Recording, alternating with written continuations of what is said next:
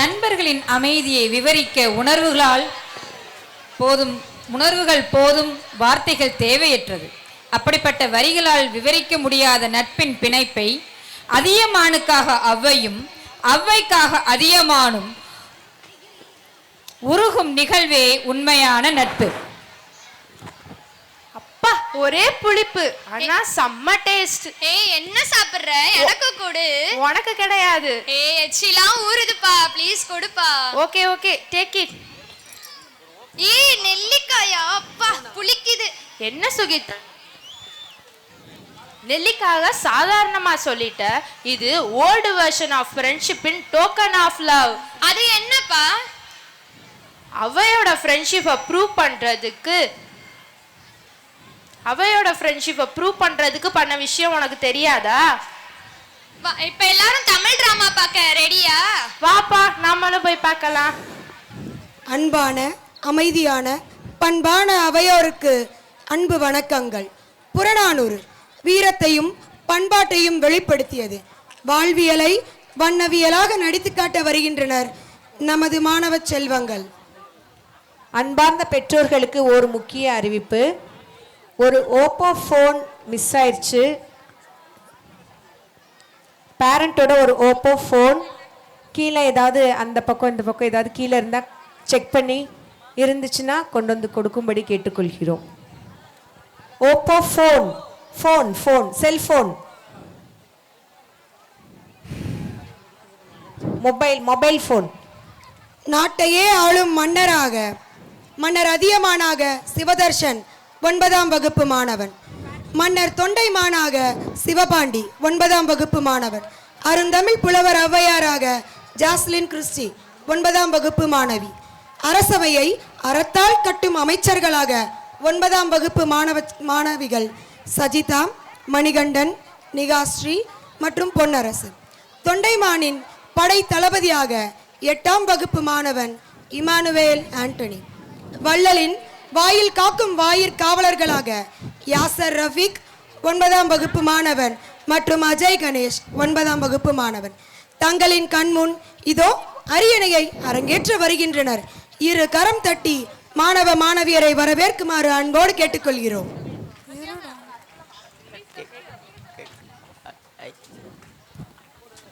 ராஜாதிராஜ ராஜ மார்த்தாண்ட ராஜகுல திலக ராஜ பராக்கிரம மாமன்னன் அதியமான் பராக் பராக் பராக்.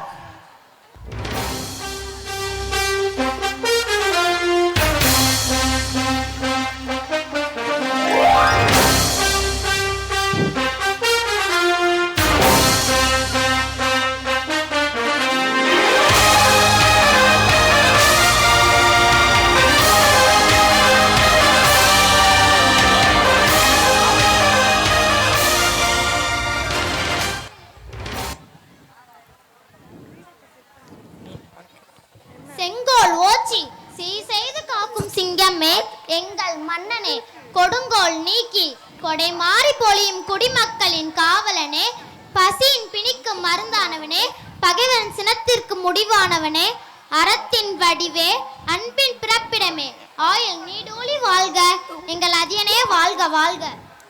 வான் புகழ் மன்னன் வீரம் செறிந்த குலத்தவனே, வால்முனையில் வெல்லும் வையகம் போற்றும் நாயகனே, அறத்தின் வழி நின்று அநீதியை தகர்ப்பவனே, அன்பின் வடிவாக ஆண்டிடும் மன்னனே, எதிரியை வென்று ஈகையால் உயர்ந்து நிற்கும் மன்னனே, இலக்கியம் போற்றும் இவரே எங்கள் குலத்தின் திலகன், கீழோர் பேச்சை கேளாத குன்றன உயர்ந்து நின்று குடிப்பெருமையுள் சின்னமா என்றும் நிலைக்கும் மன்னனே வாழ்கும் புகழ் வாழ்க.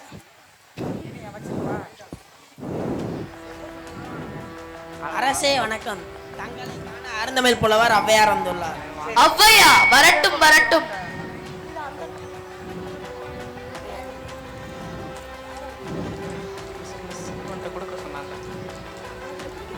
அமருங்கள்.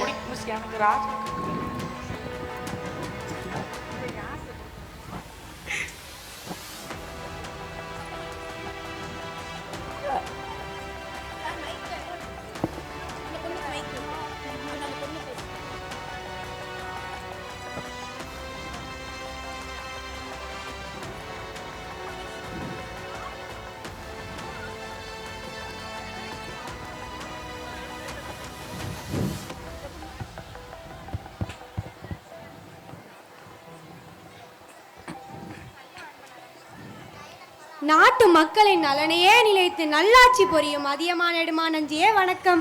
அவ்வையே வாருங்கள் வாருங்கள் வணக்கம்.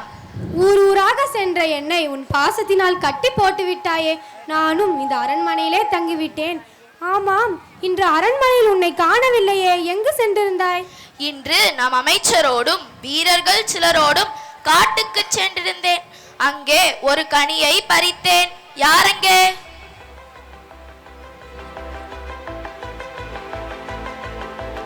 இதை சாப்பிட்டு பார்த்து சுவை எப்படி இருக்கிறது என்று கூறுங்கள் தாயே.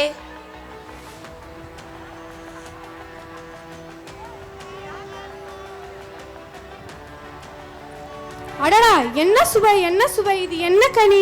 கிடைப்பதற்கு அரிதான நெல்லிக்கனி இது. எப்போதாவது ஒரு முறைதான் காய்த்து பழுக்கும். இது ஒரு மலை உச்சியில் இருந்த கருநெல்லி மரத்தில் இக்கனி பழுத்திருந்தது. அதில் நமது வீரர்களால் ஏற முடியவில்லை. நமது அரசரே முயன்று அந்த மரத்தில் ஏறி கனியை பறித்தார். அது மட்டுமன்றி கனியை உன்றவர்கள் நோய் நொடியின்றி நீண்ட காலம் வாழ்வார்கள். அதியமானே, என்ன செயல் செய்திருக்கிறாய்? நாட்டை காக்கும் பணி உன்னுடையது. நீ இதை உண்ணாமல் எனக்கு தந்திருக்கிறாய். முன்பே தெரிந்திருந்தால் நான் இதை உண்ணாமல் உனக்கு தந்திருப்பேன். என்னை போன்ற ஒரு அரசன் இறந்து போனால் வேறு ஒருவர் அரசராகி விடுவார்.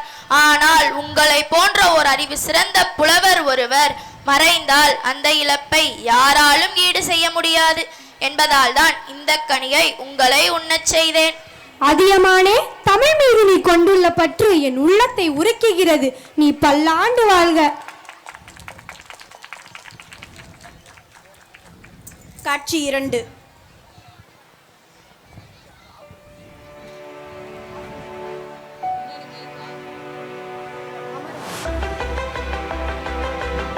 அதியமானே, அதியமானே! அவ்வையே, இன்று உன் முகத்தில் இருள் நிறைய காரணம் என்னவோ?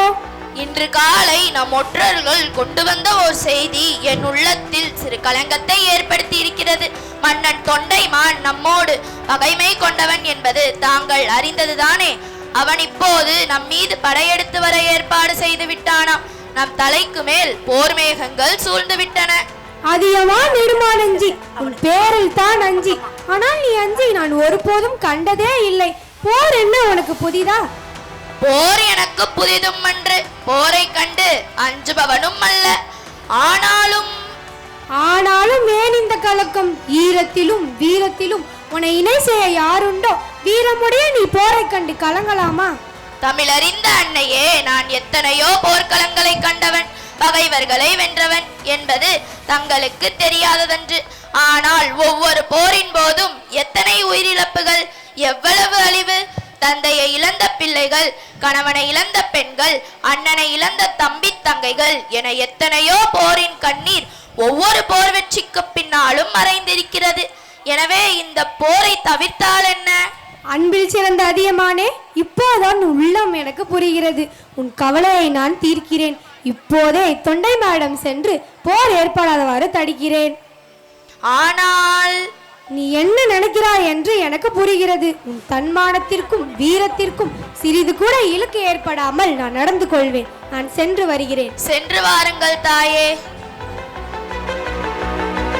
பெற்றோர்கள் தங்கள் கரவொலி எழுப்பி பிள்ளைகளை உற்சாகப்படுத்தும்படி கேட்டுக்கொள்கிறோம்.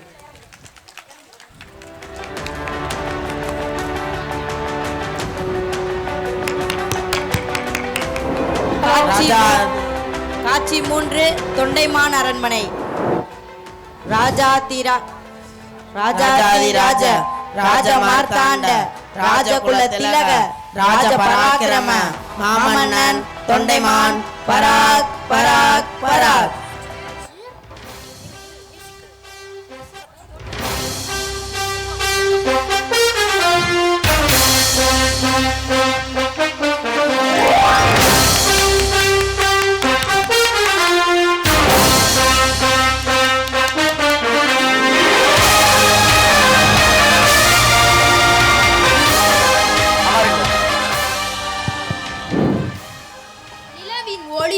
எண்ணிலடங்கா இன்பத்தை இதழில் கொண்ட ஈகை குணத்துக்கு இதயத்தை திறந்து ஏக்கமே உணவாகும். இறந்து வாரிய உள்ளங்களுக்கு அள்ளி கொடுக்கும் வள்ளல் தொண்டைமானே, உங்களது மகிழ்ச்சி மழையென பொழியட்டும். மண்ணு கோர் மன்னன் நீயே, மரக்கலம் நீயே, பலமலை பொழியும் வள்ளல் நீயே, அறம் காக்கும் அண்ணல் நீயே, அனல் வீசும் வீரனியே, உன் ஆட்சியில் உலகம் வாழ்க, உனக்கு எங்கள் போற்றி. வணக்கம் அரசே, தங்களை காண படைத்தளபதி வந்துள்ளார். வரச்சொல்.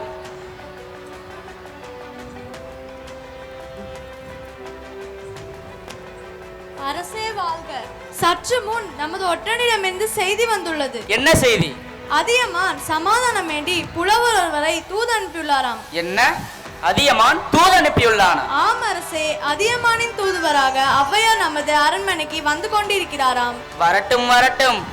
அஞ்சி இடமிருந்து தூது வரும் அவ்வை நமது போர்க்கருவிகளின் பெருக்கினை கண்டு அஞ்சி ஓட போகிறார் பாருங்கள். அதோ ஔவையாரே வந்து விட்டார். அமருங்கள். அருந்தமிழ் புலவரான அவ்வையே வருக வருக. எனது பகைவரின் நாட்டிலிருந்து வந்தாலும் தாங்கள் தமிழ் புலவர் அல்லவா? தாங்கள் வருக எனக்கு மகிழ்ச்சி அளிக்கிறது. நீயும் தமிழ் மீது பற்றுடையவென்று நினைக்கும் போது நான் மகிழ்ச்சி அடைகிறேன்.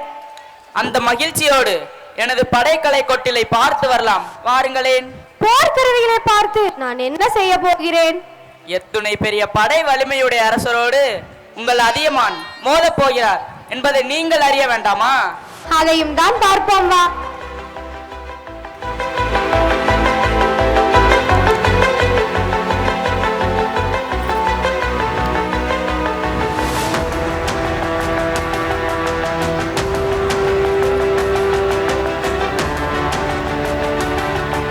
எனது போர்க்கருவிகளை பாருங்கள் ஔவையாரே.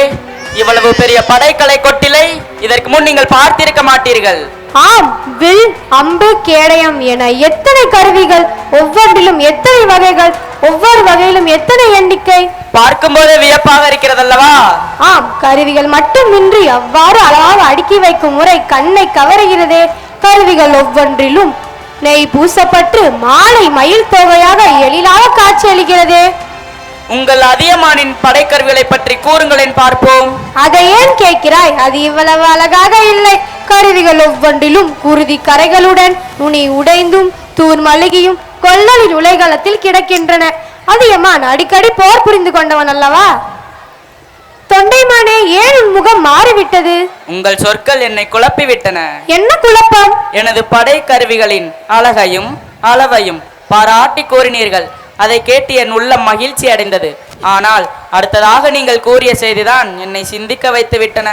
அதியமானின் போர்க்கருவிகள் போரில் பயன்படுத்தப்பட்டு வளைந்தும் நெளிந்தும் கிடக்கின்றது என்று கூறினீர்களே, அதுதான் எனக்கு உண்மையை புரிய வைத்தது.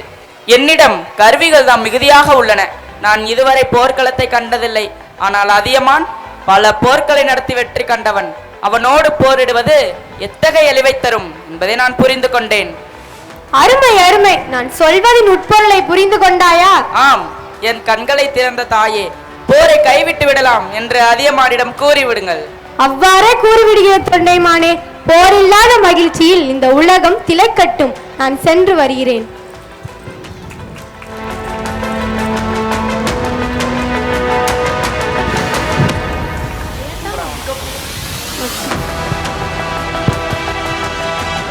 சமாதானம் தேவை. மக்கள் மகிழ்ச்சி பெற உலக அமைதி காக்க போரில்லாத நாட்டை உருவாக்குவோம் என உறுதியேற்போம். நன்றி.